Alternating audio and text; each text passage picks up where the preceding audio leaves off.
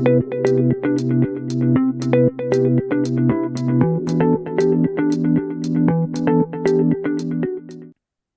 right, guys, welcome back to another Beyond the Sermon. I'm joined by Pastor John and Pastor Zac. Well, for us, it's afternoon, but how are you guys doing? Good. Yeah, it is Hanging in afternoon there. time Hanging for in us. there. Yes, moving for Zac, moving, and some of Yes. us had an extended weekend. The church Anyway, he world. had he had an extended weekend. He was just busy painting and fixing and removing. Busy Yeah. moving. Yeah, extended work weekend, really. But Cleaning, Uh, cleaning, everybody cleaning. says welcome to the lake, welcome to Lakeland, to the McGowans.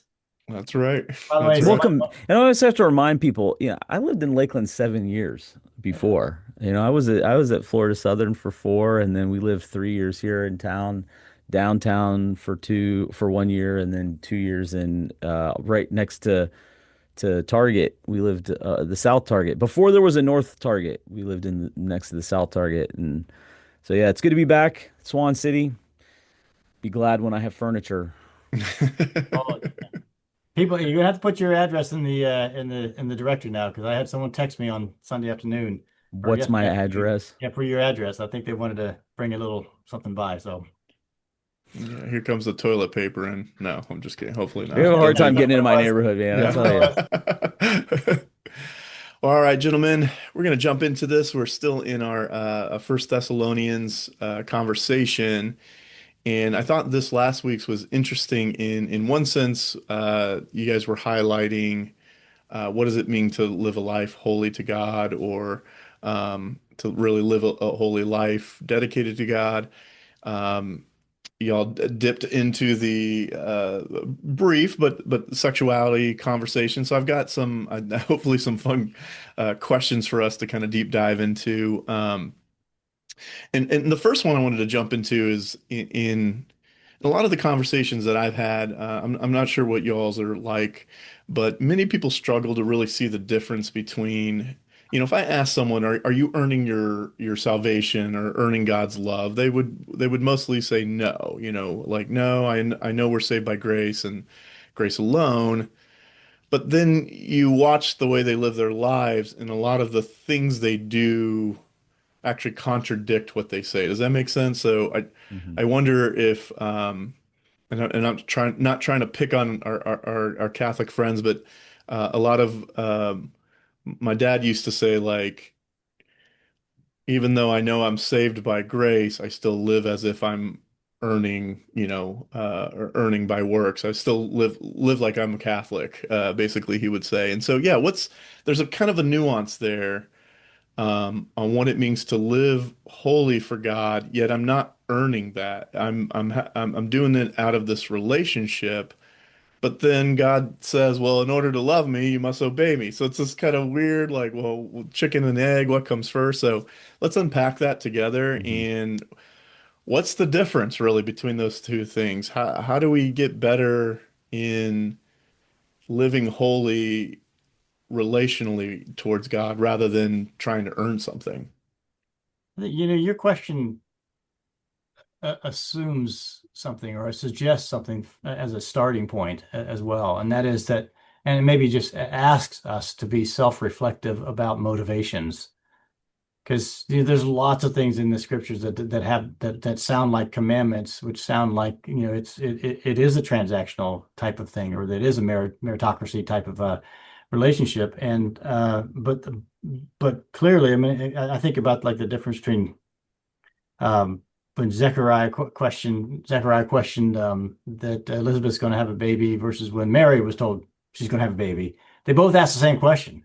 Mhm. One was struck mute for 9 months, and the other one was they still sing songs about how she responded about that. So I mean, the issue is like internal. You're asking us to be self-reflective about our own motivations for our actions of faith, the things that we do as a result of our faith. And I think that's a great starting point to answer your question. It's like, okay, so I am serving in the church. I am, I'm on a committee, or I'm serving as a teacher, or I'm doing this in the church. Why? Like what is that saying what am I saying to myself? What's my internal talk about why I'm doing this? And the real question is it because I am responding to this relationship that is born out of this depth and out of this times where we just slow down and we're just sitting in the presence of the Father, and he's like, man, this is so good. I think God is that what I can do in order to bring honor to him is to try and teach the next generation like what it means to do this because it's so important to me. That's a very different thing than saying, I got strong armed in the welcome center and I felt shame and guilt, and therefore I'm going to do it, and maybe that'll get me a few points with God. It's like there's an internal motivation. I mean, I think it starts with that internal motivation. Yeah. Yeah, I mean, it's tough though, isn't it? I mean, because internal motivation can I think about people, and I don't mean to be crass, but I think about people who came to faith in Jesus, and they came to faith, and I know that I've heard people say, I've never heard of anybody coming to faith through a hellfire and brimstone sermon. Well, I have. I No, mean, I I've have. met plenty of people who were, I mean, I've heard them use the phrase, I went to this sermon and I literally had the hell scared out of me, and like, so there is a push pull with that, right? There is a push pull with it's like the letter of James. Why Martin Luther called James letter the gospel of straw. But part of it is because Martin Luther was so married to the right, the orthodox theology of saved by grace through faith, but that he couldn't see that there's an outgrowth of it, right? I mean, the outgrowth of faith is works. So the question mark, I think, does you talk about the balance, Josh, between going from trying to work your way into salvation versus understanding it's an outgrowth of your salvation. I think there's even another dimension of that, which is if there's no evidence of faith in your life, if there's no evidence, is there no fruit? If there's no fruit, did the seed really take, Hmm. root? And so that's the part that gets really, I think, exceptionally tricky, is to talk to people about saying, well, you it's one of the reasons I think Paul, when he talks so often, he does it here in First Thessalonians 4, but he does it in Romans 12. I quoted Romans 12 as well too. He creates the contrast. It's like, are you looking more like a person who does not know God, or are you looking more like a person who does know God? If you are dressed in the clothes of Jesus Christ, then you're going to look righteous. You're going to act righteous. You're going to speak more righteously. And John really hit this, I think, even stronger than I did in my sermon, but it's a more and more. It's a progress thing, not a perfection thing. But if you've given up on the progress side, if you're like, well, it's not about perfection, so I'm good, then I don't, man, maybe you should question your salvation. Maybe you should maybe you should question the heart of your salvation, because as John, your very first point was desire to please God, right? I mean, like, if there's no desire to please God, then I think the heart of salvation has not been planted in you. Now, that doesn't mean like you don't have seasons where you stumble and fall and you get frustrated and you struggle with your own belief, and you do the prodigal thing for a while, but consistently the desire to be more and more righteous, more and more holy, means a contrasting lifestyle than that of those who don't know God. And that's the push pull well, I think every sermon we preach, there's a push pull with that. I think, right? I mean, John, when you say like I think you could probably look at every sermon and there's at least an internal, and sometimes it's more explicit, but like there is this internal struggle of how do you communicate that Oh yeah. effectively. And I mean, Josh, said, not to pick on the Catholics. I mean, as a former Roman Catholic, I have that impulse. Recovering Catholic, Yeah, right? I'm a recovering Roman Catholic, and I have that, and there was no question in my mind. that there was an idea that if I could be a horrific person doing all these terrible things, or even just clearly things that were not pleasing to God, show up on a Saturday night, step into a little booth, have a little talk with a guy behind the screen there, go out and say three Hail Marys and two Our Fathers, and I'm solid. And so if that doesn't smack of just transactionalism right there, it's like just go do your own thing there, step into the booth, you're good to go. Like there's no for me. Now I know that's me as a bad Catholic. I mean, I was not a good Catholic, but good Catholics when they get it right, say no, they have this relationship with Christ, and that means something to them, and they strive to. And I would say, Zach, to your point, that they strive to find that balance between.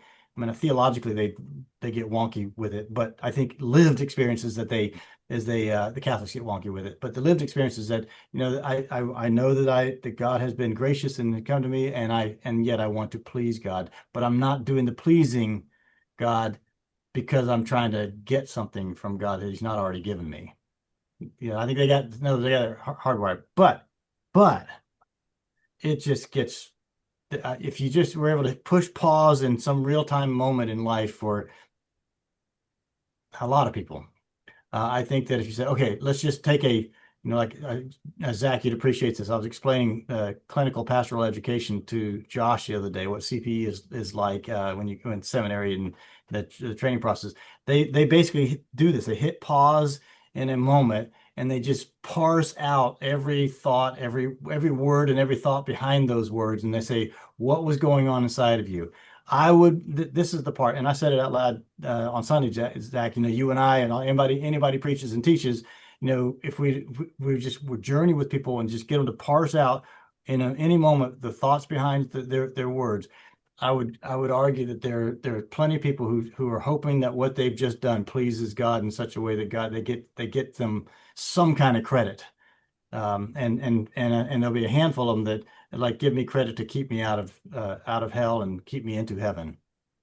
That's when I think about it. That's how I think that's how I see this earning God's love approach to all of this. Well, and isn't it funny too? Like, I mean, I get people like push back too, like, and I have to go with them. Like, how often does Jesus himself talk about great is your reward in heaven? I mean, when it's tied to obedience. I mean, when when Jesus is talking to his disciples in Matthew's gospel, and Peter's pipes up and says, well, we've left everything to follow you. And Jesus talks about the rewards of their sacrifice. I mean, so and the reward theology gets really co-opted in really bad and abusive ways, but there is something there from a biblical standpoint.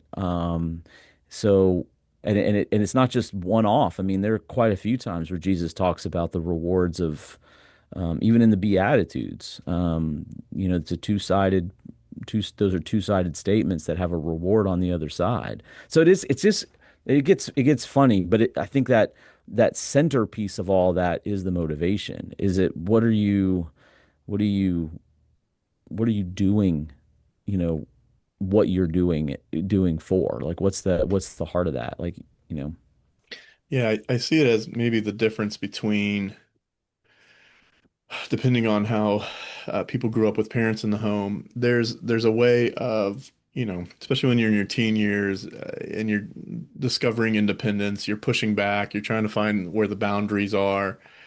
And so there's some rebelling in one form of the other. But if your parent loves you and you love them, even with the rebellion and the pushback, there's an understanding of like, I know my parents mean the best for me, and like we might not see eye to eye, but like they're not trying to crush me, and so I will do what they're asking me to do, because I love them, right?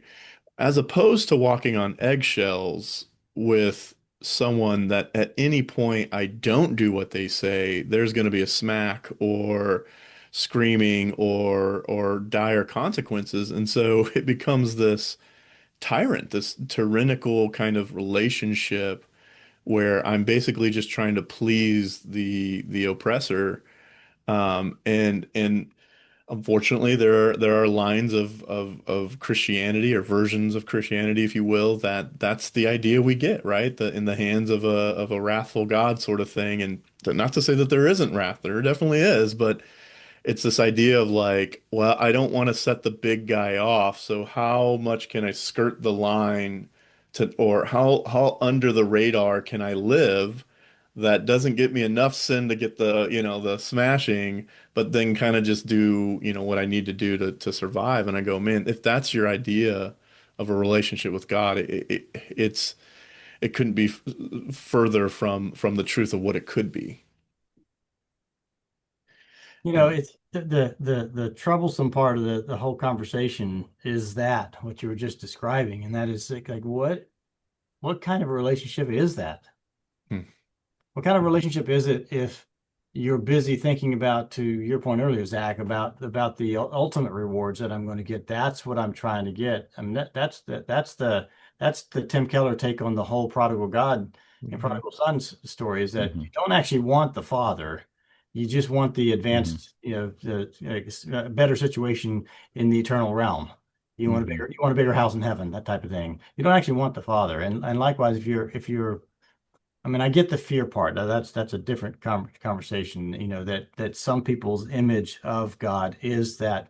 I love that Far Side cartoon where the guy's walking on the sidewalk and the piano movers are moving the piano in that the hoist, and they're moving it into the upstairs room, and but that whole image is shown on a computer screen by God, and God's got his finger hovering over the smite button. If he pushes the button, it's going to release the piano and drop it on the guy's head. Yeah. I do think there's some people that have this, and it may well be, Zach, Josh, to your point, that maybe they had a horrific, parent, situation, a father situation, and they just sort of project that onto the eternal father. It just may be that they've just got this view of God, whether they had that parenting growing up, they just got this view of God as being a harsh taskmaster, and not at all one who has any sense of benevolence, kindness, chesed, or anything for us. It's just that's their image of God, and so that's tough to that's a different conversation altogether. It's Yeah. like, man, if you're going to be in a relationship, we got to find you got to figure out who you're going to be in a relationship with, because that is Hmm. not the God. It's not that he's not capable of any of those types of powerful displays of action, and not that there is, like you said, such a thing as wrath, but his tenderness towards us is revealed in Jesus, and the mental model is Hmm. the God who would do that, who would come to us in flesh and blood. So I just think that the key question is, what's the nature of our relationship with God, and that then becomes the out of that relationship comes all the things that we do. Hmm. Yeah. Yeah, and he doesn't just love you, he really likes you too. And I think for a lot of people, depending on the way they grew up, that's maybe not even something that crossed their mind, that God would enjoy me as a person. And sure, I've got a lot of sin to unpack and work through with him, but that he enjoys me, he created me Hmm. and he enjoys me. And so, yeah, why preaching I think is so important, but the way individual preachers present God, there's a carefulness, right? Like, so if I'm dragging my background into God's voice, well, suddenly I'm projecting an image of God that might not agree with the text, and in one way or the other, right? Because then there's this like old grandpa version of God that's just like, whatever, give them candy and just let them do Hmm. whatever they want. There's forgiveness for everything, and so there is a balance there, but ultimately, to y'all's point, it comes down to I asked it in my guys group this last Wednesday. We were kind of wrestling around with kind of this question, and I landed on, do you enjoy God? Like, as a person, do you enjoy him? Like being with him and talking with him? And that wasn't my original question, but it got quiet in there, and some Hmm. people were like, yeah. And then a couple guys were like, no, I don't even know what that means. And so here we were talking about things and obedience and yada yada yada, but that's the core of it, right? Is like, do I enjoy him? Like, do Hmm. I, and it's hard because he isn't physically in the room, and so that's which is why Jesus says, "Blessed are those who didn't get to see me and hear my words directly." But well, I want to kind of shift that conversation because I think this segues into the idea of holiness has got us has set us apart. And so that means in all capacities as an individual and then collectively, we're to live a life that just is not usually going to coincide with culture. There we might have some connection points, and there were certainly different seasons in America where maybe it looked closer on the Hmm. surface. Um, but ultimately, our lives are directed by what God says and directs us to. So you guys, using the First Thessalonians, did touch on sexuality, and obviously this is could be considered a hot topic, um, depending on where you go with that conversation. But I wanted to kind of encapsulate it in the thought of holy sexuality as opposed to one specific type of sexuality. Why? If God's so good, why does God place boundaries on sex? Like, why make it so awesome, but then put all these limitations? And I say limitations, but put limitations on it. And, some of the questions someone might ask is, isn't it just something we do? Isn't it, it's not a big deal. Like, um, and I'm talking about outside of Christianity, usually it's like, well, these animals do it this way, and so why can't we? So I guess we're assuming we are just animals. Or is there more to it than that? If he's good, why put limits on it? Or what's the goodness in that? Or, does that make sense? Yeah.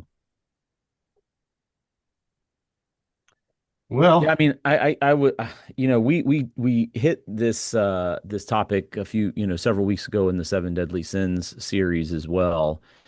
And it's, I think it's important because like the other sins that we covered in that series, all sin is somewhat embodied, Mm, and the bodies that we have are gifts. But I think, the idea of biblical sexuality, where it gets kind of a bum rap is like it's like it does people have painted it as restrictive, and really that's the opposite of what biblical sexuality is about. It's actually supposed to be freedom, right? But freedom within the context of marriage because it is such a vulnerable thing that we do. It is our most vulnerable selves. Um, but you can have more freedom in your most vulnerable self with a person that you love and trust and you have made a covenant commitment to. And I was listening to a podcast about something entirely different, but it was funny to hear them talk about how it was actually about shows and how shows get created, television shows, and they were talking about the importance of systems, like when the showrunner starts a new show, they develop systems to create the environment where the writers and the actors and the hairdressers and the makeup artists can do their best work. And but it's within the system. It's within the system of boundaries and the system of kind of roles, and within that there's all sorts of freedom. And they were talking about the contrast, and some showrunners think that creativity is bred in chaos. Like they had the mentality of go, go, go, go, go, chaos, chaos, chaos, no rules, no rules, no rules. And there's the creativity. And the interesting part was the showrunner was talking about that's just the best television shows and the best movies. The showrunner, the director, they put together a system that everybody kind of wraps around themselves like a warm blanket, and then there's freedom to be creative. And I started thinking like how great that analogy is for the Christian life. God gives us these boundaries, this system that he's created because he knows where the freedom really is, and it's in intimate relationships. It's in, but that intimacy can only flourish when there's commitment involved, and that covenant commitment, is reflective is the reflection of the commitment that Jesus or that God has with his people, that is most wonderfully expressed in Jesus Christ, who's called the bridegroom of the church, the bride. So you've got all of this baked into it. And when we break out of that system, we think there's freedom, but it's actually the opposite. It's actually, you know, eh, you guys all have known people who have gotten into the sexually promiscuous, um, kind of fallen for the sexually promiscuous culture, and they think there's going to be freedom, but on the other side of it, give it a couple weeks, give it a couple of months, and they'll talk to you about how unfreeing it is, how in bondage they feel because they feel like they're always trying to kind of make themselves somebody they're not, so that they can impress a member of the opposite sex, and there's no intimacy there, and it's just to fulfill that momentary satisfaction, um, and they Yeah. lose the freedom that God intended. I love that. I love that there's no intimacy there. I love that. I love that thought. Hmm. Because that is, I mean, it's the that somebody said it's like having the banks of a river. The water Hmm. sources flowing through. When there's banks on the river, you see those rivers can be strong, they can be powerful, but when the same force is flowing through, and there's no boundaries around that, no edges to it, it becomes a flood, and all the stuff we saw Hmm. with the last few hurricanes, it becomes a flood, which is the recipe for chaos and destruction. And yet it's hard for somebody who's getting the dopamine hit of the pleasure of a sexual act in a moment that is outside those boundaries. They're not going to say it in that moment. It's going to be later on when they're realizing how, Hmm. how void or empty feeling they are, that there is no intimacy, to your point, Zach. That's where I'd say this way, that's where the genius of God is. Hmm.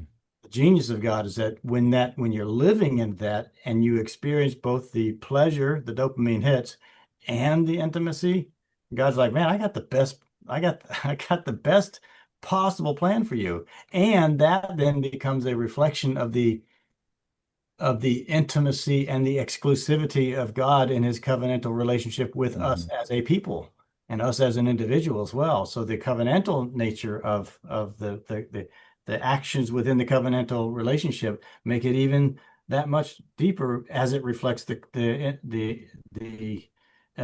intimacy and exclusivities with God. It's just the genius of God in all this. And it is bizarre. I mean, I think it's bizarre that people will just say, well, your God is just is if he's got his finger on the smite button, and in this case he's got his finger on the fun button, God is just taking just destroying the fun in life, and like, no, I don't think so. Hmm. We've Yeah. actually seen lived out over the millennia the entire opposite of what you're describing. Hmm.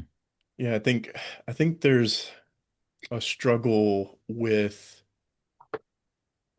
discerning what actual intimacy and love is as opposed to lust or just excitement. And I would say a great amount of people wouldn't be able to tell you the difference. And so, when I hear people say, "Well, our marriage is dead," or "It's not doing great," there's a lack of excitement, and I mean, certainly being married is exciting. I'm not trying to paint a different picture, but it's like, well, you're highlighting dopamine, which is important, but love is a choice, and intimacy is almost the good consequences of making good choices together over an extended amount of time. So I wonder if people even could discern really what the difference between true love and lust is in a romantic partnership. This morning I dropped my son off, and as soon as I walk out, I hear tick tick tick tick tick tick, tick, and I'm like, oh, it's a woodpecker. And so I kind of look around, and um, the neighbor. had like a basketball kind of rim and backboard and all that. And there's a woodpecker on this plastic backboard, and he's just going to town, right? You know, and as far as he's concerned, he's nailing it, right? Like, I mean, he's got the form, he's got, you know, he's got the talent, he's got the He's wherewithal, you know, licking his the lips for what he's about to eat. Yeah. yeah. And he's about to get plastic, like apparently we are, and and suffer the consequences of it. So I went, man, how I was like, I thought in my head that's going to preach one day, and here it is. I went, how silly for that guy that he thinks that's a piece of wood. He's ultimately trying to get bugs and eat and nourish himself. But in his head, he doesn't know that he's got the form, he's got the right motivations and Mhm. actions. He's just doing it in the wrong way. And it's going Mhm. to end up poisoning him or end up going, wow, that was dissatisfying. Why do I still feel empty? Well, because you didn't get the thing you wanted. Right? Like you did all the right moves, so to speak, but not in the right boundaries. And I see this being kind of the answer, and you guys have been hitting on it, is holy sexuality is that God has created a way that this works correctly, quite frankly, not arbitrarily, but going, this is the only environment in which this produces the result that you want. And I've hardwired you to want that, you know, in one way or the other. And so if you do it in any other way, you know, you might have the form, you might have this sort of thing. It's going to be dissatisfying, if not destructive over time. And yeah, so it's, to y'all's point, it's not God taking away. He's going, this is actually the only way it works. Yeah. And every other version of this is pure emptiness and destruction. Don't you think too, it like people and you could probably um explore this for a whole host of sins, but I think with sexual sin it really gets amplified that people act out of their brokenness so often that they they follow the path of sexual promiscuity in one way or another. And I think there's a pushback that comes from culture to say, well, I'm not talking about sexual promiscuity.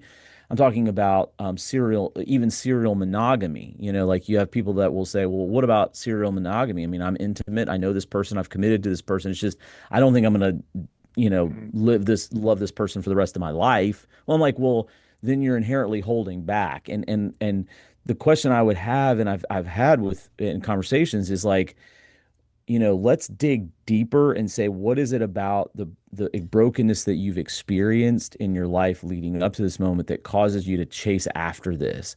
Because again, it's the lie of the garden. The lie of the garden is that you can be like God, knowing good and evil. You can be like God, defining for yourself what is right and what is wrong.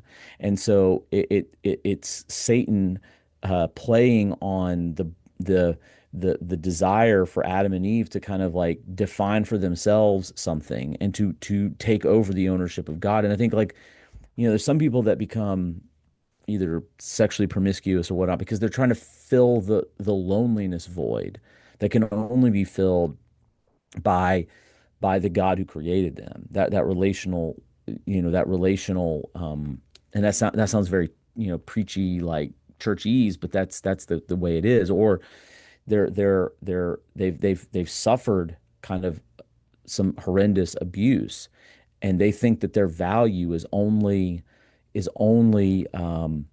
measured by what they can give sexually to people to a sexual partner. And so it's like there I think there is this idea of desire that comes into play, but I also think there's this thing of I'm trying to fill or heal a brokenness that is at play, that I think the continuous dopamine hit of sex is going to fulfill, or the dopamine hit of somebody cares about me in this moment. It's not just I mean, we're talking at it from one perspective of the physical side of it, but there's also this relational side of I'm doing this to feel accepted. I'm doing this to feel wanted. I'm doing this to feel, desired or whatever. And living out of that brokenness should automatically trigger this is not the best way. This cannot be the way this was designed.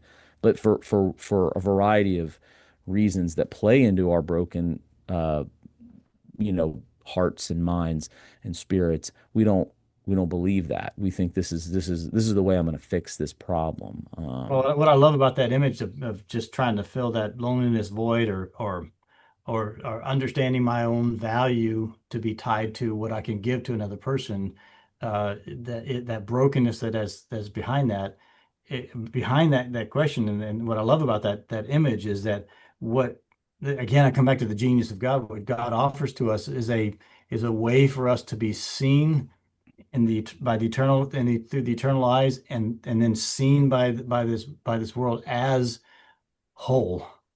He Mhm, offers us wholeness. I mean, it is the ultimate of what the fullness of the Hebrew word shalom. I mean, he offers that like you can be in totality, even with your broken and distorted past. I can bring you to a place of wholeness. So you don't need to find your value in what you can give of your body, in this case, to another person, or you don't need to worry about this loneliness void because you've got that part of you filled through this.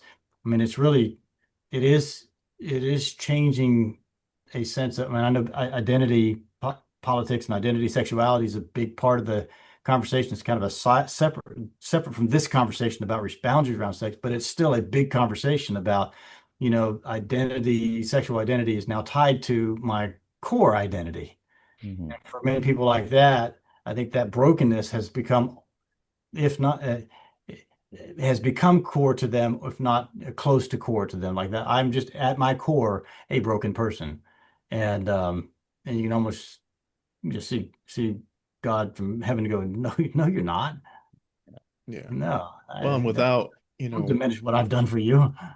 and to be clear to our watchers and listeners, all of this can't be done without the power of the Holy Spirit. mhm, Not just for salvation, but for the sanctification of becoming holy. So I won't think like this or be like this unless the Holy Spirit has changed me from the inside out. And so if I'm trying to just obey a bunch of rules or live in a certain way, you can go pretty decently far for a while off of that, but your motivation, your heart's not into it. You don't even know maybe even why you're doing what you're doing. Whereas in a relationship with God, I'm driven by the fact that He is a God of order. And so therefore the things that he created have an orderliness to them, and order, to your earlier point about kind of a constricted flow as opposed to kind of just but even oceans have boundaries, right? Um, a flood is a lack of boundaries, which kills people, you know? So the thing that's fun about an ocean is we can swim in it and live for the most part. The thing about a flood is it could strike at any point and do damage. mhm, And so if you don't live though with the paradigm that there is an orderly God in charge of things, um, then you might not know that the opposite of order is chaos, and chaos is destructive in of itself, right? It's mhm, unraveling things of order. But if you don't come from a paradigm of there even being an orderly God, then right? It's just kind of whatever goes, goes, not knowing that tied to every action I take is destruction, of something that is ordered, whether I recognize it or not. And um, yeah, and so that's hard. That's hard to explain that to someone who has not yet have a relationship with Christ or know how good he is, that order actually is the way the universe works.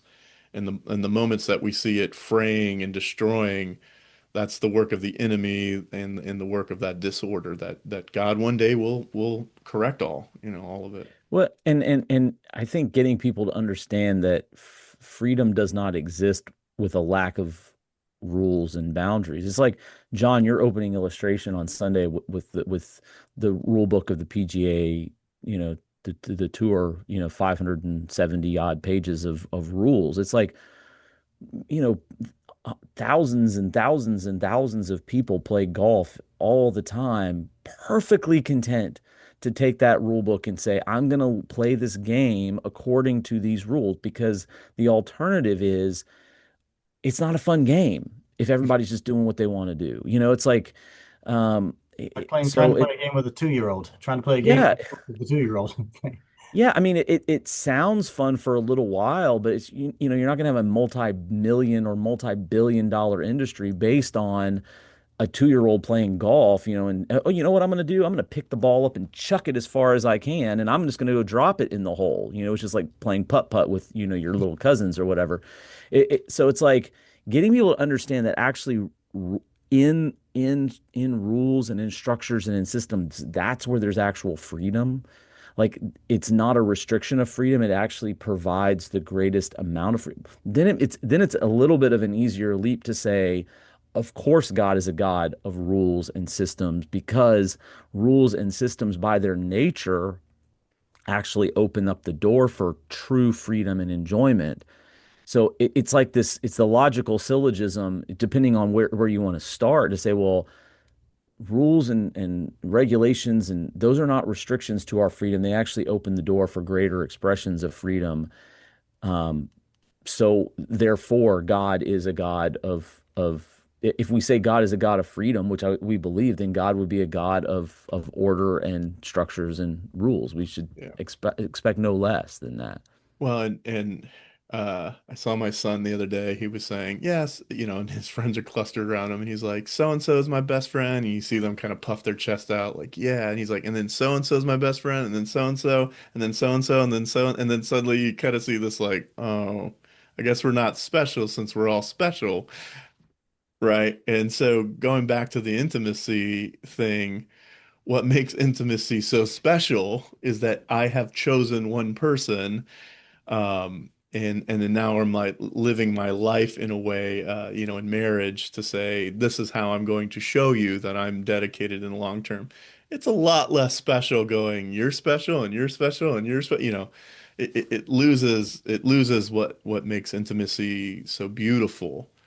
And beauty is from God. Like I think that's another thing I love to highlight about love is the reason so many romantic books or movies and there's a falling in love scene is that we love love. It's dialed into our DNA, and that comes from our creator. It's just the love that we're looking for, yeah, has an orderliness to it and a function to it. But built into that is beauty and true connection and, yeah, delight. All right, we're gonna shift gears here and pause for a little bit and then come back with the questions.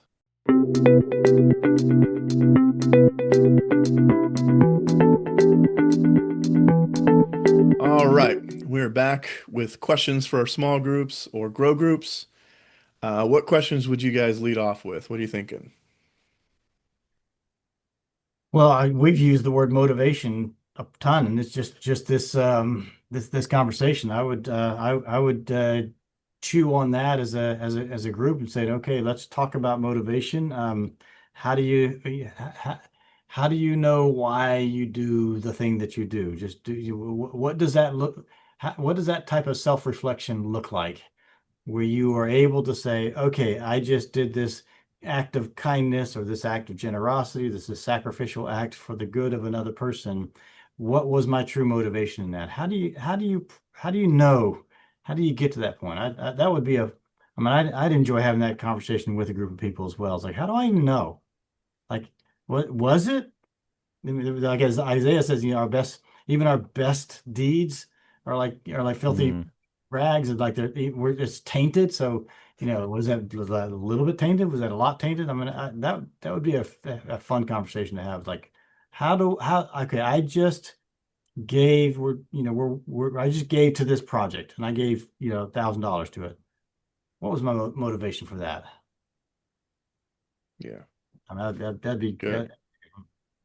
Yeah, and I think alongside that, I think looking at that, the even just what we talked about, the challenge of, you know, living a holy and righteous life out of that motivation of gratitude for what Christ has done versus, you know, earning your place at Christ's table. Like I would love to hear people talk through their own challenges. Are there times when that motivation is easier to latch on to, which is, you know, gratitude, and are there times where it's like, man, I don't have that. I am trying to kind of earn it a little bit today, or I feel like I've got to earn it, or I feel like I'm far away. So I'm trying to get, like where do they find that that that line difficult for themselves to define? And what is it about that conversation that is so, or that line of demarcation so hard for us to kind of identify, and can they identify seasons where it's easier versus where it's more challenging? I think that kind of would be an interesting conversation to have with folks. Yeah, I think about like if I go over to a friend's house, they might have different rules than me, right? Take your shoes off. We only eat with chopsticks here. Who knows, right?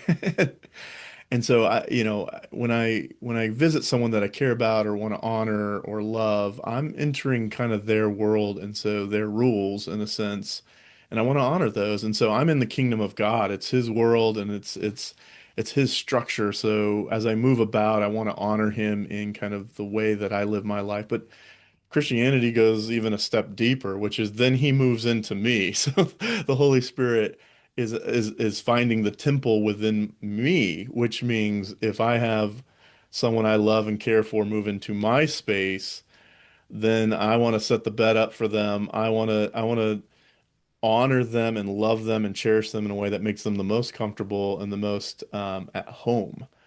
And so, my question really is, did you know that the Holy Spirit it makes his home with you? In the Old Testament, there's a temple, and there are all these strict rules that the holiness of God could descend down behind that curtain. And if things weren't done right, death would get destroyed, and God's holiness would literally annihilate things.